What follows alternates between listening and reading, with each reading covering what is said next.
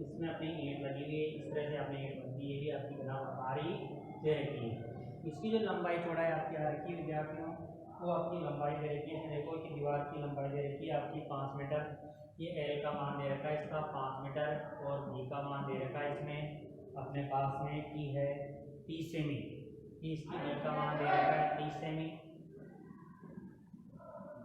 30 semi दे रखा है, और इसकी एच का मान दे रखा है अपने पास में क्या आपका है कि ये 3 मीटर।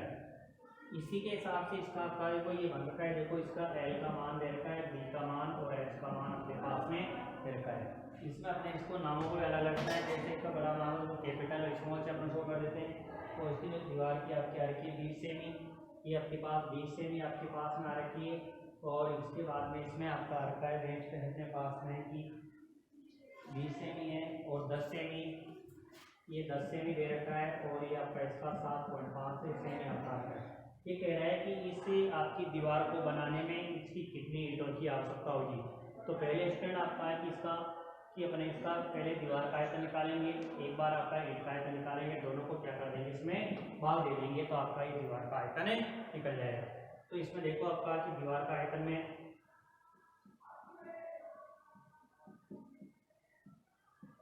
आयतन निकालेंगे तो आपका सूत्र होता है एल गुणा बी गुणा एच, और एक ही भी ध्यान रखना है विद्यार्थी, इसमें देखो सेंटीमीटर आ रखा है तो इनको भी अपन सेंटीमीटर करेंगे, तो आपका ये पता है आपको कि 1 मीटर में कितने सेंटीमीटर होते हैं 100 सेंटीमीटर, तो इसको 100 से गुणा कर देंगे। इसको भी आपका है कि सेंटीमीटर आ रखा है अपने पास में, और ये भी मीटर था तो इसको भी अपन किसमें गुणा कर देंगे आपका 100 से गुणा कर देंगे। ये आपका है कि टॉपिक्स है।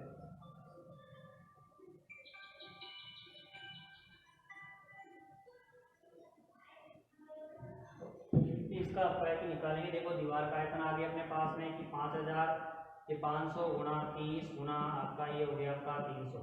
इसी तरह से यहाँ पे तुमको निकालना है इसका ईंट का आयतन, ईंट का आयतन भी आपको निकालना है, तो ये भी आपका आ जाएगा एल गुणा बी गुणा एच, एल गुणा बी गुणा और ये एच, ये बना हुआ आपका आ जाएगा 20 गुणा 10 गुणा और ये 7.5। अब इसका अपन है इसमें आपका क्या करना है कि इसका दीवार के आयतन में ईंट के आयतन का भाग देंगे, तो यहाँ पे निकल जाएगी आपकी ईंटों की संख्या निकल जाएगी आपकी। तो इसमें निकलेगा देखो आपका कि दीवार का आयतन बटे हुए आपका कि निकलेगा आपका ईंट का आयतन, तो अपने पास मान आ जाएगा देखो 5500 गुणा 30 गुणा 300, और ये अपने पास में आ रखा है, उधर देखो अपने पास आया था 20 गुणा आपका 10 गुणा और ये 7.5। इस पॉइंट को अपन हटाएंगे कि आपका ऊपर 10 आ जाएगा, ये पॉइंट गया। अब इनको काट देंगे तो आपका आंसर आ जाएगा। देखो ये सबसे पहले तो 10 से 10 कट गया, उसके बाद में 35 से काट दो 25 के पहाड़े से, तो 25 के पहाड़े काटेंगे तो 25 के पहाड़े 3 बार कट जाएगा, या फिर 15 से काट सकते हैं, देखो 15 के पहाड़े से आपको सिंपल पड़ेगा, तो 15 से काटोगे तो देखो 15 के पहाड़े 2 बार, 15 के पहाड़े से 5 बार, फिर ये 5 से आपका 5 कट जाएगा, तो आपके पास कितना आ जाएगा 100 आ गया। 100 को देखो 2 के पहाड़े इसको काटेंगे तो कितना आएगा 10 आ जाएगा, और 10 से ही वो काटेंगे तो अपने पास में कितना आ गया 10 गुणा 300, और ये आपका सब कट गए, तो आपको इसमें कितनी ईंटें लग जाएगी 3020 मीटर हो जाएगी।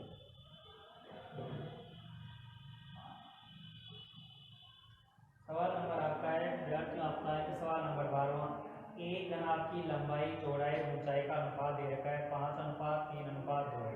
यदि घनाभ का संपूर्ण पृष्ठीय क्षेत्र 558 वर्ग सेमी हो तो उसकी आपकी कोरों का माप क्या करना है, मतलब लंबाई चौड़ाई और पर क्या निकालनी, उसकी ऊंचाई ज्ञात करना है।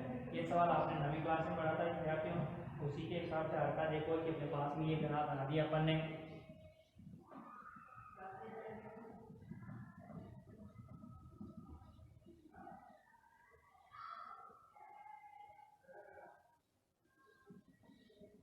ये घनाभ बन गया है। इस घनाभ की आपको जो कि नाप आ रखा है अपने पास में, सवाल नंबर आपका 12वां है, और इसमें आपका है कि देखो इसकी जो अनुपात दे रखा है इनका तीनों का, वो अनुपात दे रखा है अपने पास में कि है 5:3:2। इसका क्षेत्रफल आ रखा है, पृष्ठीय क्षेत्रफल आपके पास में, पृष्ठीय क्षेत्रफल आपका जो बन रखा है वो बन रखा है आपका 558 सेंटीमीटर आपका स्क्वायर आ रखा है। ये क्षेत्रफल निकालना है। इसके हिसाब से आपको देखो इस सवाल में आपको की लंबाई दे रखी है, चौड़ाई आपका दे रखा है उसके साथ ही परिस्थिति में लिखा है तो आपका इसका अपन खेले तो अपन लंबाई चौड़ाई ऊंचाई याद करेंगे। इसके अलावा आपको कि इसका पूछ सकता है एग्जाम में, इसका परिस्थिति पूछ सकता है और का आयतन भी इसका निकाल सकता है, वक्र प्रश्न भी पूछ सकता है। 3 तरह के सवाल अलग अलग बन जाते हैं इसमें। तो देखो सबसे पहले आपका है कि निकालना है अपने पास में ये, तो एल का मान जैसे अपने पास एल तो यहाँ पे अनुपात में रखा है, इसको 3 हाथ x ले लेंगे अपन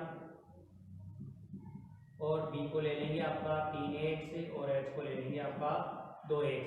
इस मानों को आपने इस सूत्र में रखेंगे कि इसका सूत्र होता है अपने पास में 2 गुणा LB प्लस BH प्लस आपका HL। इसमें मान रखिए 500 आपका 28 आ गया।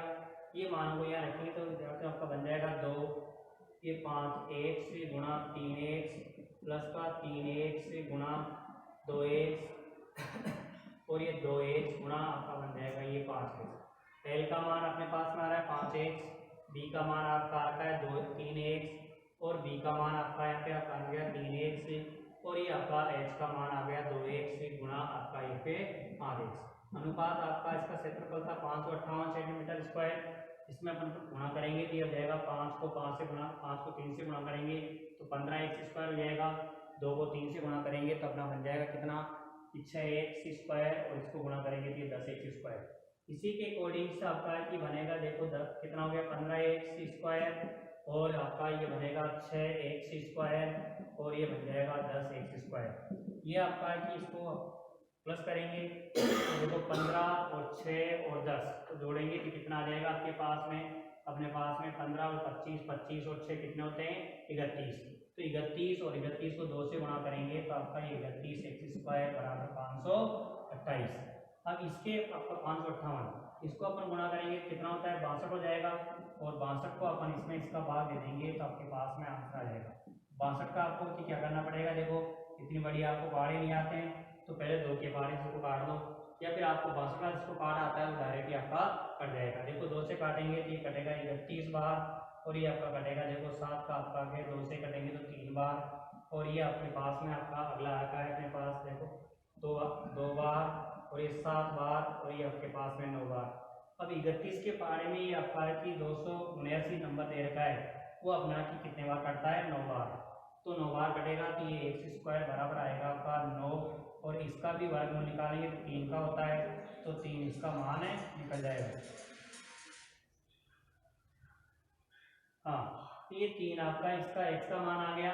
अब इसके ऊपर निकालना है इसकी लंबाई, तो लंबाई निकलेगी अपने पास में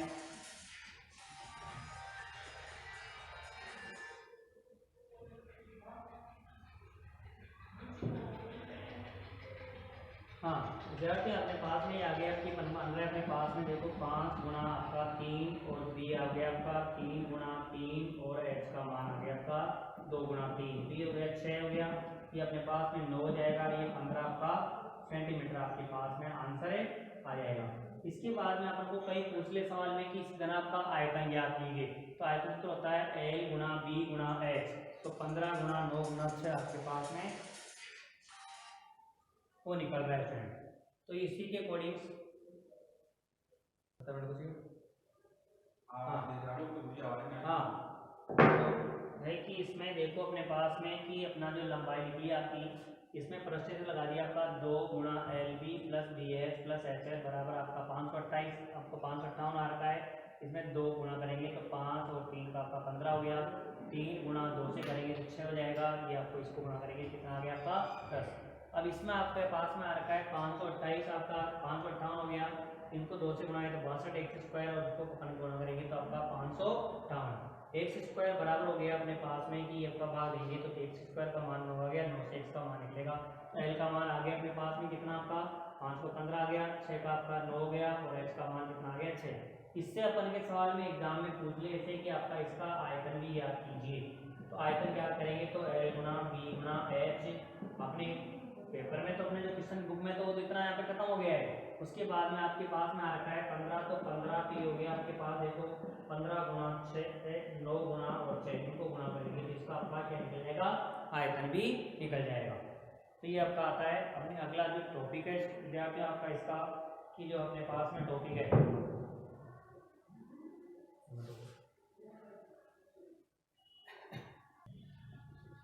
हाँ तो विद्यार्थियों अपना जो अगला टॉपिक है आपका इसमें कि 16.2 अभ्यास है, उसमें अपने पास दे रखा है कि अपने पास में बेलन का अपन निकालेंगे। तो बेलन में देखो इसमें आपके पास में ये बेलन बन रखा है और ये बेलन में आपके पास में कि ये बेलन है, इसमें इसको बोलते हैं अपन आर और ये आपकी होती है एच। इसी बेलन के अकॉर्डिंग से अपने पास निकालते थे बेलन किसका आता है, इसको बोलते हैं वक्र पृष्ठ।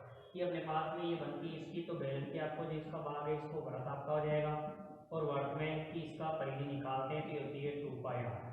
क्या होती है परिधि इसकी, ये परिधि आपकी बनती है। उसी तरह से आपका कि ये भी भाग आएगा तो इसकी परिधि आपकी आती है 2πr और ये ऊंचाई।